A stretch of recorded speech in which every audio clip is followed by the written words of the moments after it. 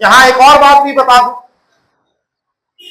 एक है जो सूफिया कराम या औलिया कराम सुलूक की मनाजिल तय करने के लिए चिल्ला कशी किया करते थे। आजकल ये पीरी मुरीदी जो सुलूक की है वो तो है ही नहीं। कुछ आमिल हजरात कुछ चिल्ले करवाते हैं, हिजबुल बहर का चिल्ला है तो दलाइल खैरात शरीफ का चिल्ला है तो फला और किसी वजीफे का चिल्ला।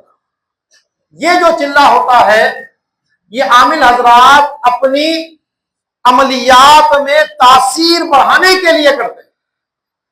इसकी ज़कात निकाली जाएगी, यूं करा जाएगा, ऐसा किया जाएगा। इसका उस चिल्ला कशी से कोई ताल्लुक नहीं है जो सूफिया कराम सलूक की मनाजिल तय करने के लिए किया करते थे, क्योंकि उनका मकसद सिर्फ अल्लाह की रिजा को हासिल करना होता था। वो कुर्बे खुदाबंदी के लिए, करीब जाने के लिए, और वो भी अपने पीर जो सलूक का पीर होता था उसके कहने के ऊपर ये चिल्ला कशी किया करते थे।